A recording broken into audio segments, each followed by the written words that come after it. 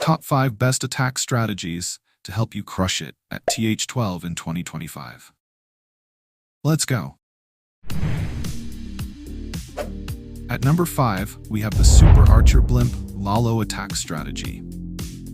Works great on concentrated single Inferno bases.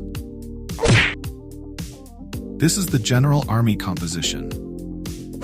Make sure to use only super archers in the CC. Keep the remaining CC space empty and don't take the filler troops. And these are the best hero equipments for this strategy. You can also use the Rage Vial and Giant Gauntlet, or the Gauntlet with Earthquake Boots on the King. Now we usually take down a huge chunk of the base with Super Archer Blimp, preferably with the Town Hall and 1 or 2 of the enemy heroes included. After that, we will use that as a funnel point to dive our heroes on one side and do the Lalo on the other side. That's it. That's the whole strategy. Now here on this one, there is a lot of blimp value all around the base, but we will try to land our blimp around this sweeper area. For that, we will deploy the blimp here, so it can easily move to the target location, and then the cloned super archers will take down all these things. We will get 1 or 2 enemy heroes as well, which is great for the Lalo. After the blimp part, we will dive our heroes on this side to clear all these things. It will result into this perfect narrow path for the Lalo. They will move like this. We will use early warden ability to sneak in few headhunters to deal with remaining enemy heroes, and also protect the Lalo. They will easily clean up rest of the base afterwards. That's the plan. Let's do the attack now. Alright, let's start with the blimp drop. Always use a lava hound in front. It will tank the defenses and trigger possible air traps to safely escort the blimp. Once it gets to the location, deploy 1 invisibility first, then manually open the blimp and use both clone spells, then drop the rage and remaining invisibility spells every 4 seconds. Shuffle the invisibility spells a little bit to keep the super archers invisible while making the target defenses exposed. Don't let the super archers take multiple hits from the defenses, or else they will go down without getting enough value. Alright, we only got 1 enemy hero, but we got everything else other than that. Now let's use a baby dragon to create a little bit of funnel for our heroes. As I always recommend, throw in an ice golem with the heroes to get the best value with them. The job of heroes in this one is to set up a narrow pathing for Lalo, while taking down 1 or 2 major defenses. I am using sneaky goblins to push the heroes towards the expo compartment. Wall Breaker will give them access to it, and we will use the King ability to further open up the Inferno compartment. That's pretty much our plan with the heroes. Now you can be flexible with the equipments on the King and Queen, but this one I am using is the best for hero dives. Just switch the magic mirror with invisibility vial, and you are good to go. Alright, their job is done, so let's start the Lalo as we planned earlier. Now all we have to do is catch the headhunters under warden ability to take down both enemy heroes. Just like this. Now Lalo in general got nerfed after the TH17 update, since now we have 3 air targeting heroes on the base instead of only 1 prior to the update. But this strategy still works strong since we have multiple options to deal with enemy heroes. It is so strong that it can even take down TH13 bases occasionally. And obviously it's very powerful at TH12 itself. But the only reason it's at number 5 is because of the skills you require to do it constantly, especially with the blimp drop. It's almost impossible to triple if you fail the blimp part, so you need to practice and master the blimp drop to get consistent results with this strategy. But don't worry, strategies get easier as we move up into the list. At number 4, we have the Queen Charge Hybrid Attack Strategy. Works great on anti-3-star multi-inferno bases. This is the basic army composition. Make changes according to the target base. And these are the hero equipments we will be using for this strategy. I don't have a magic mirror on this account. But if you have a high-level magic mirror, then switch it in with the invisibility vial, since it is a better version of invisibility vial.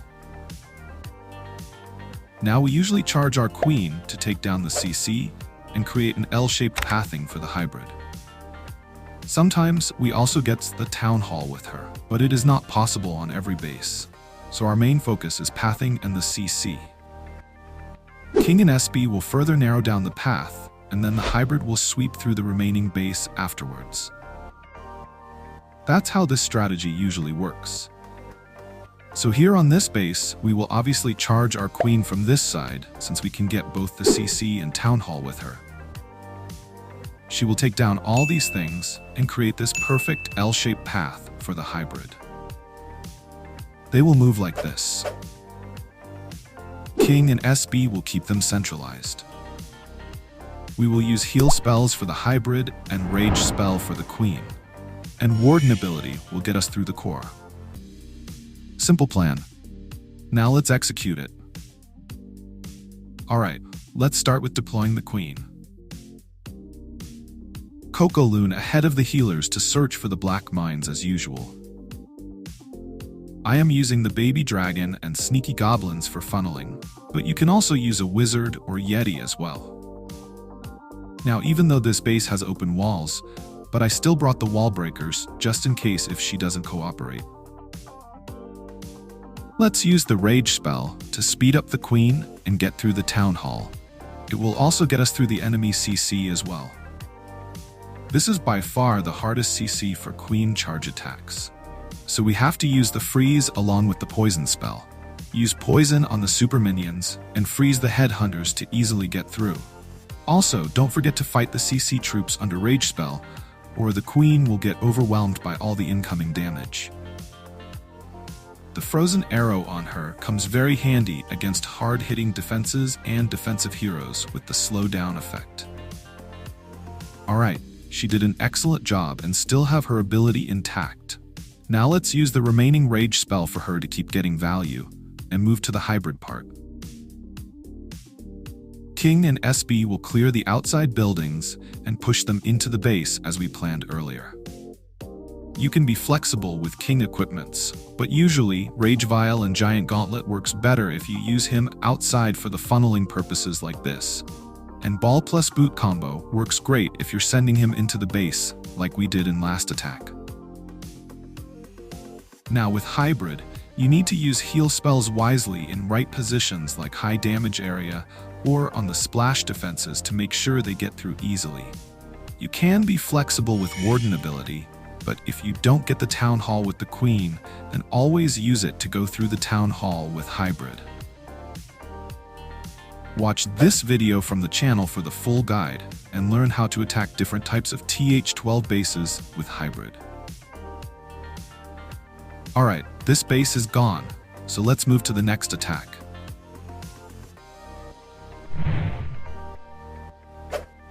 At number 3, we have the Zap Dragon attack strategy.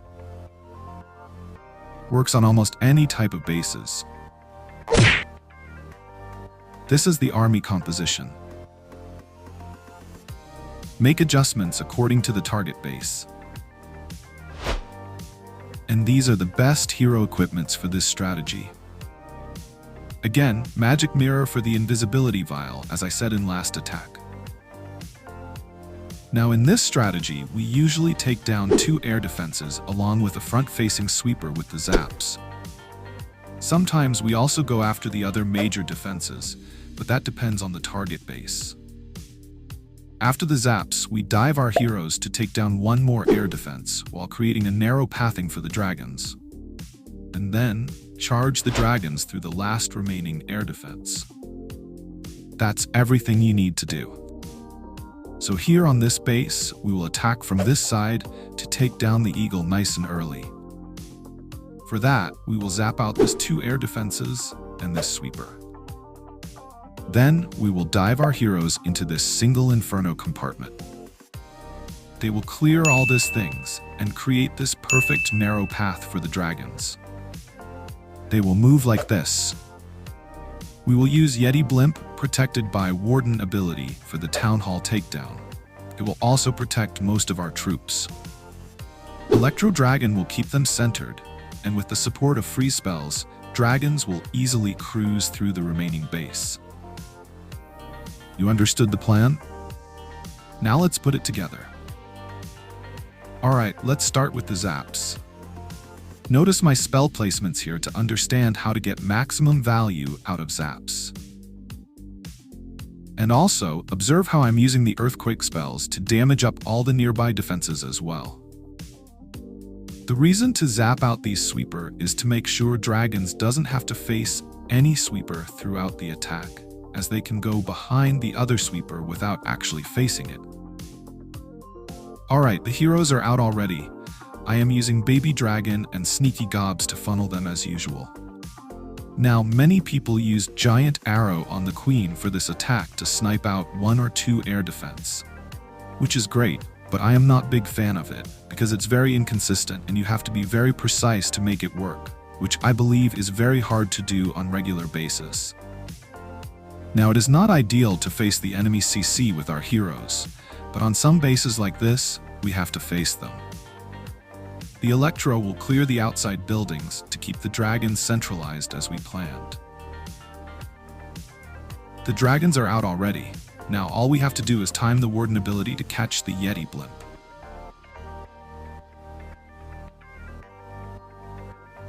Just like this.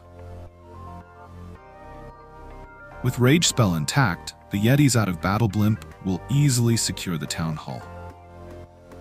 Now here on this one, the Town Hall is placed deep into the base. That's why we use the Yeti Blimp approach. But if the Town Hall is a bit outside, like on the anti-3-star type base, then we can directly charge the dragons through it with Warden ability, and use a stone slammer full of balloons or dragon riders instead of the blimp. Alright, this attack is done. Now let's move to my personal favorite strategy. At number 2, we have my personal favorite, the Fireball Super Witch attack strategy. Works on any type of bases. This is the general army composition. No changes recommended. And these are the ideal hero equipments for this strategy. Now in this strategy, we usually create a funnel with the fireball. It will be great if we get 1 or 2 major defenses in doing that. But the main objective of the fireball is to create a straight or L-shaped pathing for the super witches. King and SB will further narrow down the path, and then the super witches along with Warden and Queen will sweep through the entire base. That's how this strategy usually works. Now there is a lot of fireball value all around this base, but we will go after this multi-inferno compartment. For that, we will deploy the Warden here and let him clear this mortar. Then, we will use 2 invisibility spells like this. So the fireball will target the inferno and take down all these things on the impact. Earthquake spell will finish off any remaining buildings and leave us with this perfect L-shaped path for the super witches. Warden will also join them, and together they will move like this.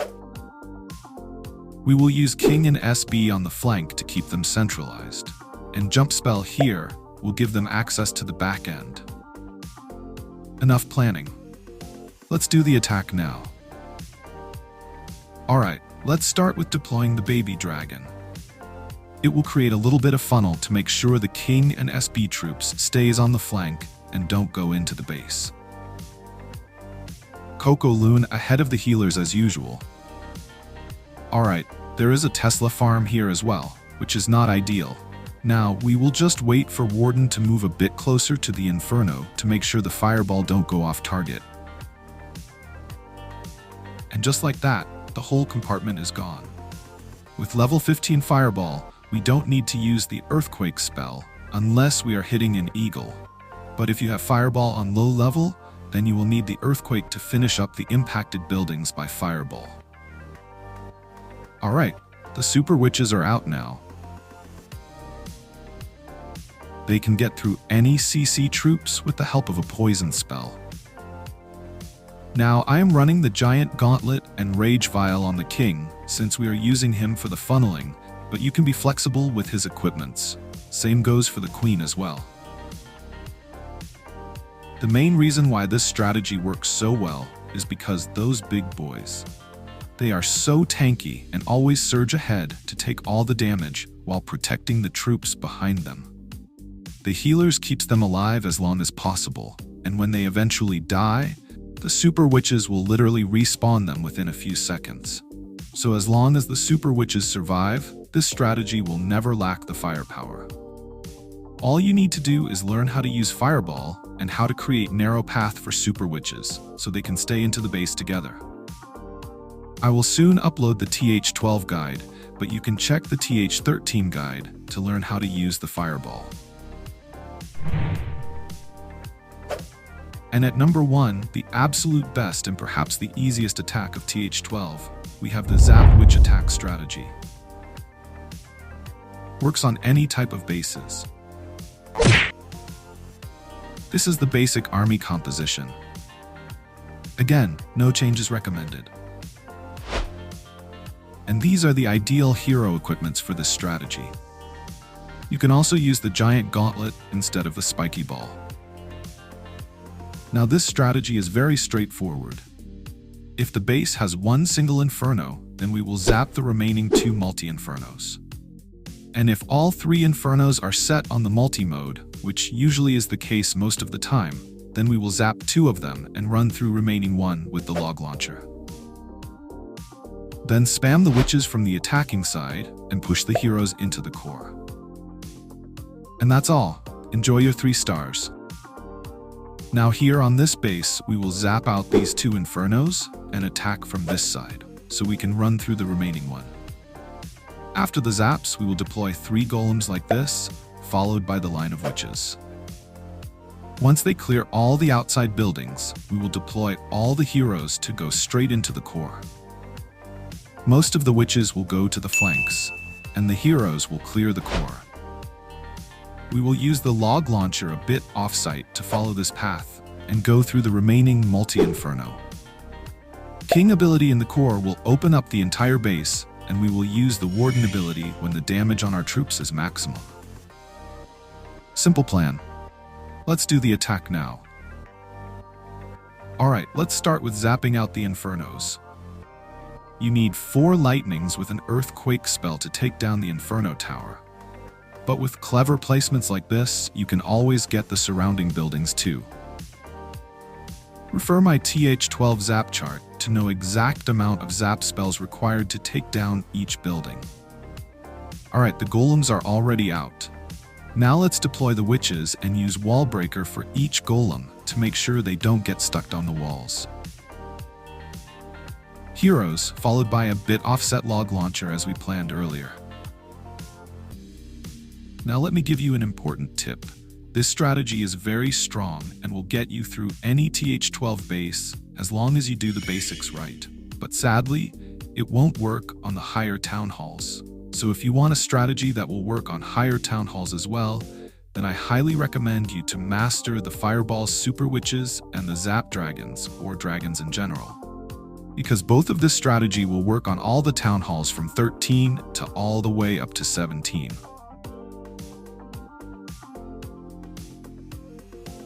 So these are the top 5 best TH12 attack strategies to use in 2025. I hope they will help you in the best way.